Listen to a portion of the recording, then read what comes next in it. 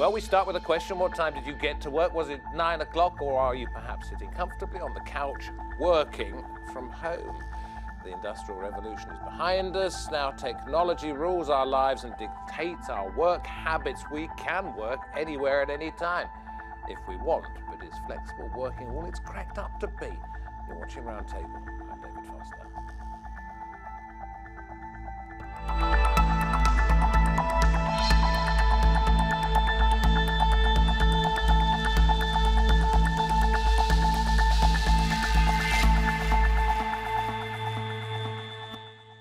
It was the country singer Dolly Parton, I think, who sang about the 9-to-5 workday. I will not sing it myself, but she did say, what a way to make a living. Is flexible working a better way all round to do business?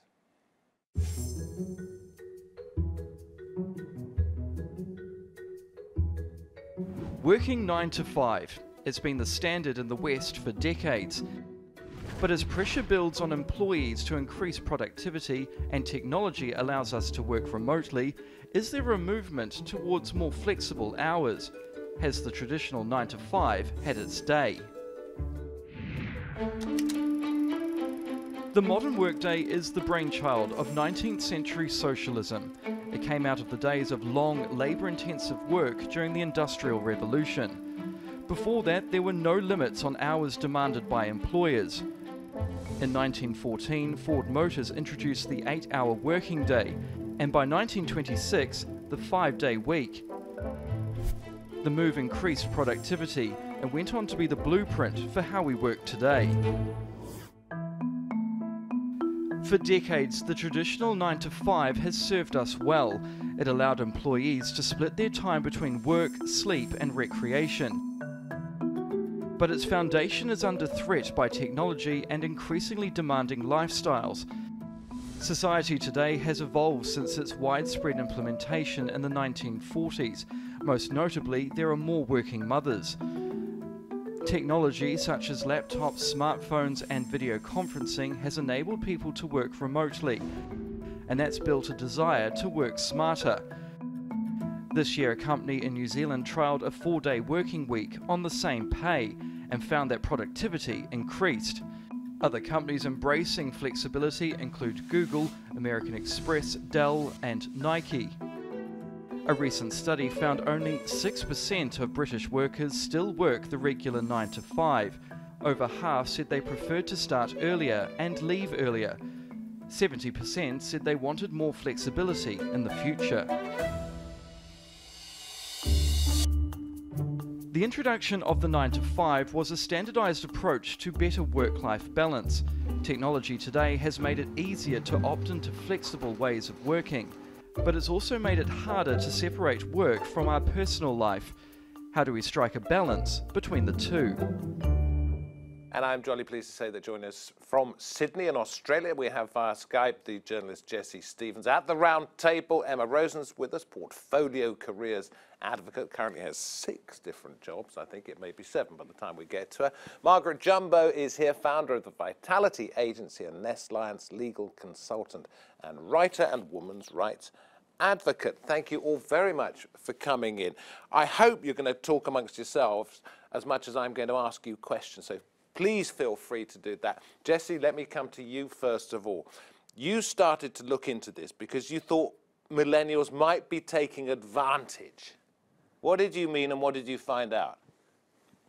I did. So my theory was that if you are someone who is adopting flexible work hours, then in a way I think they should be necessary. So perhaps you live in a rural community, or you are a carer, or you're a parent, and I think in that case it's fair. But what we were seeing, and a lot of the people I interviewed for this particular story, was that there were a lot of millennials who just wanted a bit of a sleep in, or who wanted to leave work early, and they were walking out the door saying, I'll log back on later, but there was no way to actually monitor that. And so people were getting quite fed up and saying that flexible work hours were actually looking a lot more like absenteeism.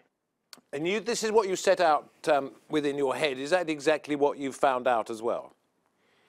Well, I had a sense that that was happening. And then I interviewed a bunch of millennials in the workplace across different sort of vocations to see if that was something that they were recognising.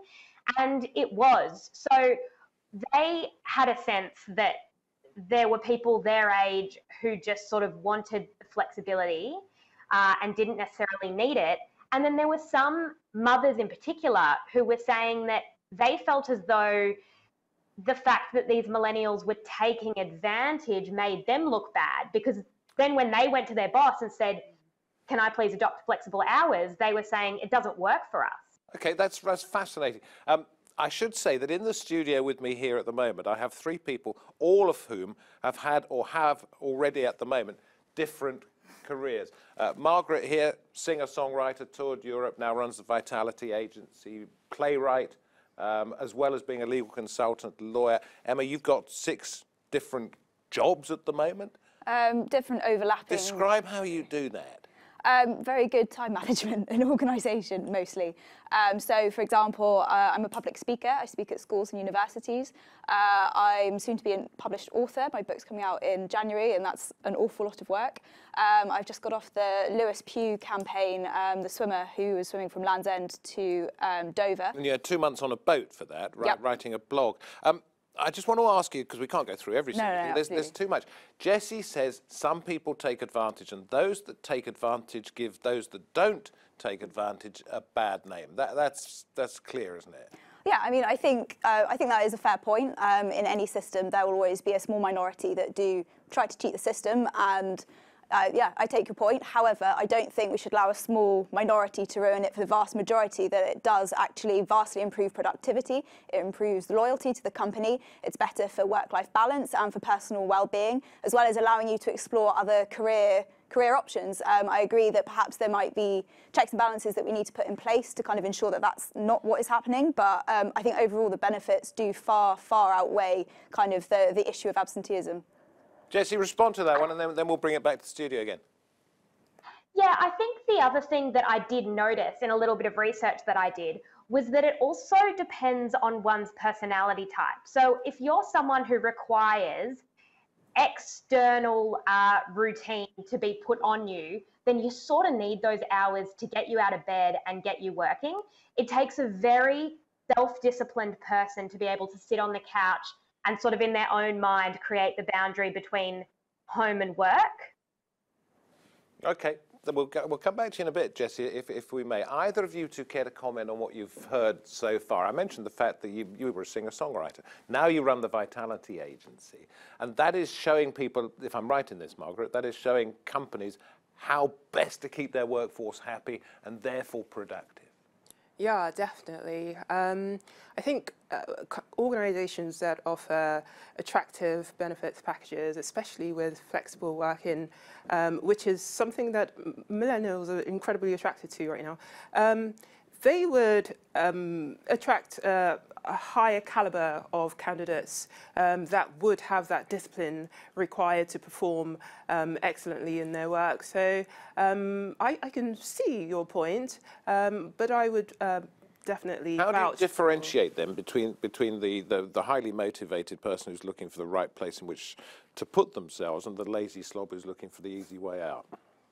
A company that offers a very good benefits package will attract a higher caliber candidate that would perform the work a lot better.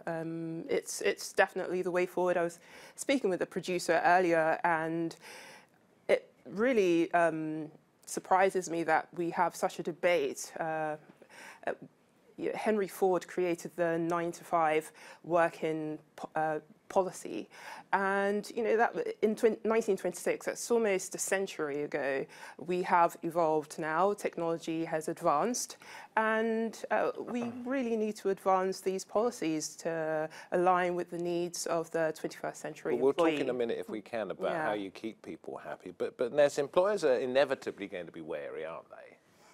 They are, and on one hand, they're right to be, but on the other hand, I think they are far too wary, and they are using that as an excuse they're going, I mean, certainly in England, they have a duty to consider a statutory flexible working request and to consider that properly. So just to be clear about this, if somebody goes to them and says, listen, I would like to be at home more than I'm in the office, but I can do my job just as well, they have to listen, but they don't have to do anything about it. Well, they have to deal with it in a reasonable manner. So they have to actually look into how it could work, and they have to have one of 8 different business reasons why it wouldn't. However, the 8 different business reasons are wide, and unfortunately, a lot of employers use that to say no. What I would like to see employers do more is I would like more of an impetus on them to actually show what they're doing to consider different working patterns, and to consider how their workings out, so to speak. What are they actually looking at? Are they just saying, no, we're not going to do it because that hasn't been the practice here and we don't want to open the floodgates? Yeah, they're not just using it as an excuse. Yeah, and I think one thing that needs to be mentioned is that often it's a case of, it's a necessity for a lot of people. And offering flexible working widens the pool of people that you can have working for you. And in some cases, I've spoken to quite a few people, and there's been lots of case laws about this. People with certain disabilities, for example, sometimes they just need the flexibility to come in 15 minutes later or so, just in case their medical condition flares up. And that case that I'm thinking of, that person was denied that flexibility, even though they could do their job. I think Emma wants to say something. Am I right? No, I just thought Okay, well, I will ask. I'm going to ask outrageous. a question. I'm going to ask a question of Jessie in Australia, and then it's my flexible working time. So I'm going to take 5 or 6 minutes off and just listen to what you have to say, because you're going to talk amongst yourselves. Jessie, we're talking about the holistic workplace overall, but more importantly for us here in the UK. In Australia, as well as looking into the attitudes of the employees, what did you find out about employers? I think that employers were happy to afford flexible working hours in particular positions, but I think that as well, employers are very aware that in terms of managing people, it can be difficult to do that remotely. And a lot of employers are also very passionate about things like mentoring and making sure that the young people who are starting in the workplace are being properly trained and can be provided with a multitude of opportunities. And that can be really hard to do when you're not in an office. I also spoke to a boss who said that in terms of brainstorming and being able to sit in morning meetings and have those incredible ideas that only really happen when it's a lot of minds coming together, they found that really lacked when the workplace was too flexible, and they're inundated with emails and sort of communication over technology that's misread. And so they had HR departments that were being completely overridden by problems with emails. I'm not saying anything. It's up to you, lot. I saw an article today that said many employees can tend to get distracted in the workplace. There are so many different personalities. It's quite difficult for some people to focus. Take yourself into a coffee shop. It's just you and your laptop. I guess there are distractions there, but you don't have strangers coming up to you discussing their personal lives as you probably would in the office. That's a tick for flexible working, I would say. Do you think that we should be mandating flexible work hours? Do you think that that's an issue at all? No, I don't. I think people should be free to work the hours that suits their biorhythms. I feel they would perform. That there would be such an improvement in productivity. And I think, I mean, I don't know about Australia, and I can't speak for millennials, not being one, but I do know anecdotally from all the people I know through my age, and also through the law and statistics, that here it's been shown that flexible working improves well-being, improves loyalty, but it improves productivity. Absolutely. And as I said before, it also widens the pool of good people that you can have and that you can hold on to. So it increases employee retainment. And diversity. And diversity, absolutely. And particularly women who've had children and come back to work. I was speaking to someone yesterday, and her culture was, the culture in her workplace was, no, we don't offer part-time working. We don't do it. Well, she was doing it. They let her do it while they found her replacement, and it was working.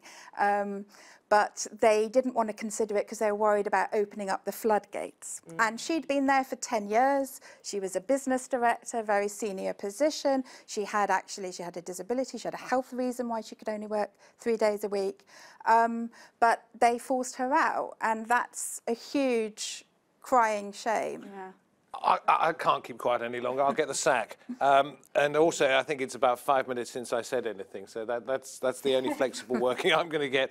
Let's move on to portfolio careers, because we established only a minute or two before we went on air. We know you've got 6, but you've also had a portfolio career. Margaret, you have as well. I mean, your stage name is Mag Zen. Yes, when I was you're a a singer-songwriter, absolutely.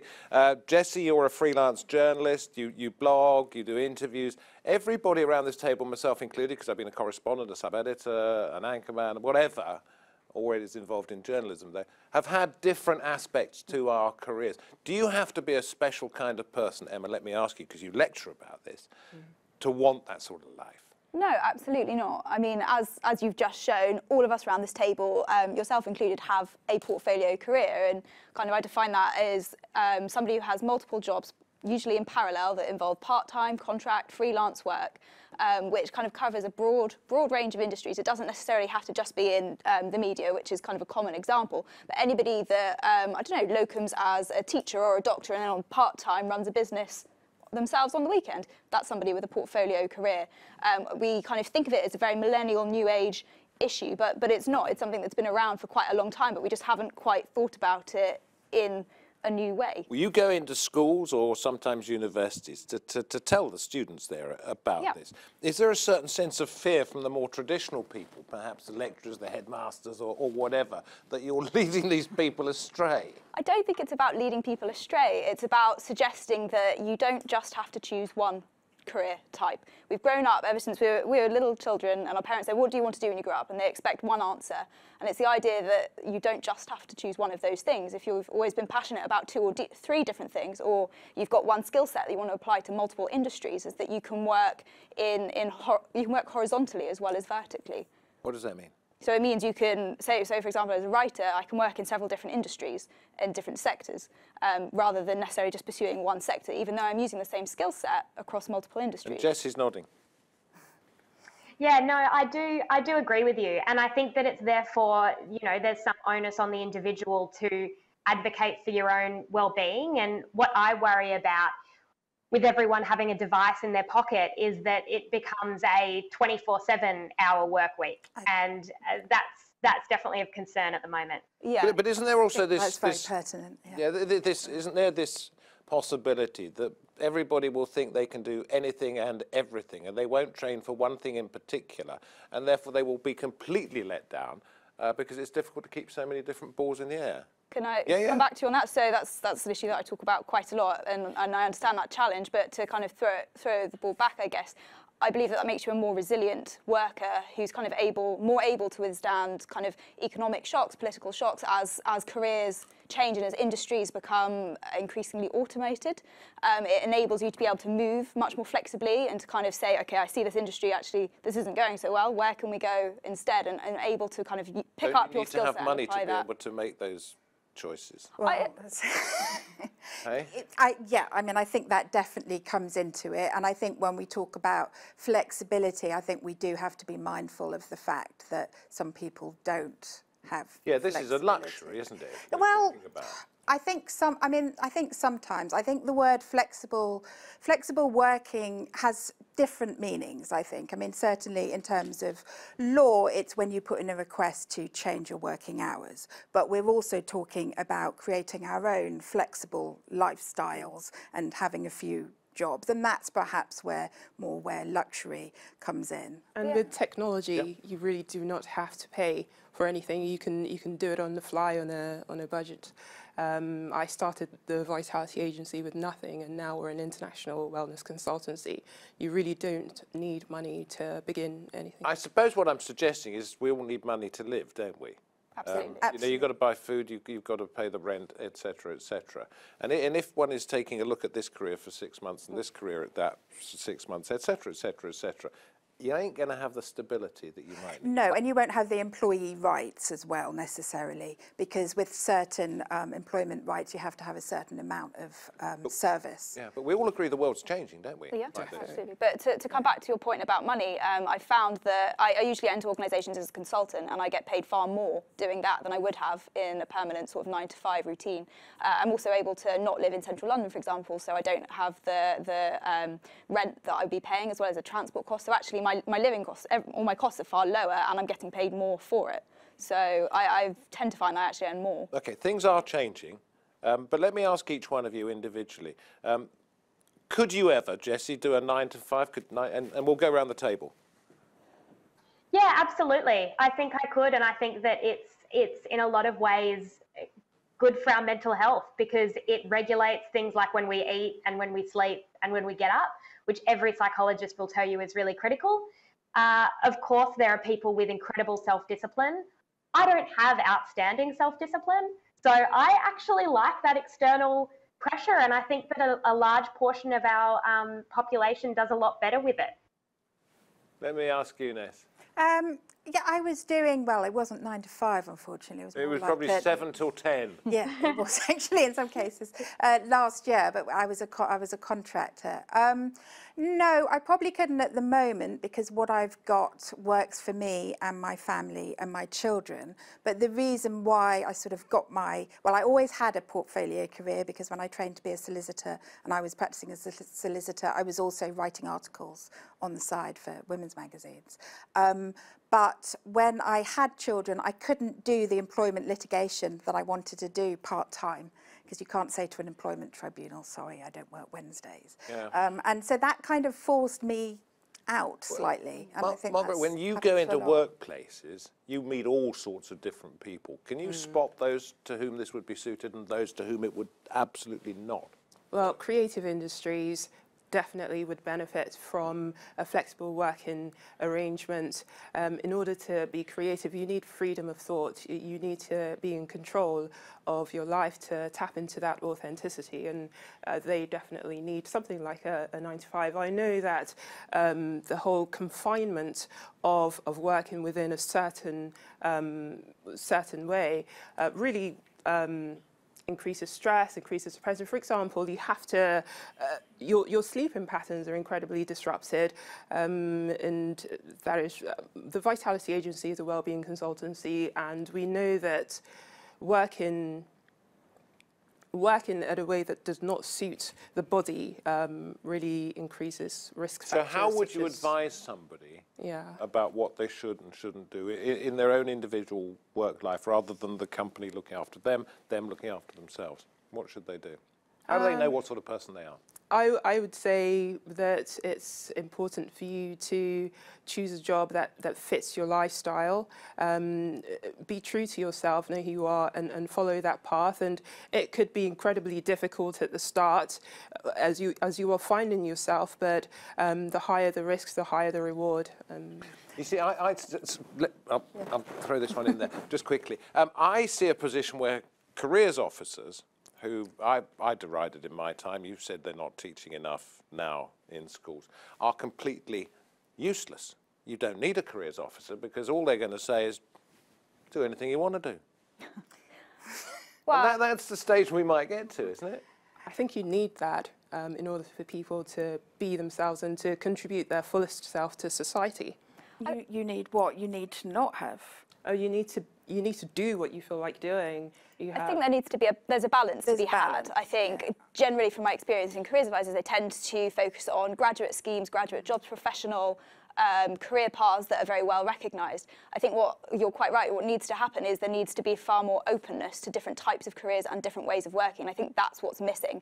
And for people that don't know what they want to do, particularly I think work experience and encouraging short-term work experience is really the key in as many different industries as possible, and not just saying, okay, you've done one little bit of work experience, now you're going to do an internship, now you're going to enter that job. I've got to stop you because I want to go to Jessie before we come to round up the programme. At what time are you starting work tomorrow? It's what, 9 at night where you are?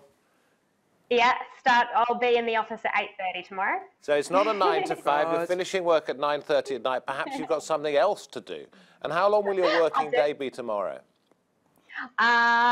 It'll be about 12 hours tomorrow. 12 hours. And it's Mamma Mia, yeah? Yeah. Okay, take a look out for that. And do any of you three here at the table, before we say goodbye, expect to work just an 8-hour day tomorrow? No. No. Yawn. I know. That finished so long ago. Yeah, I said so passé. It's not a 9 to 5, it's a 14-hour day. That's the problem, isn't it? You never, ever know when to stop. Yeah. And you don't always get paid for those 14 hours. I think that's something that's going to be a big issue coming forward. Thank you. It's been fascinating. It's been a lot of fun, too. Thank you very much indeed.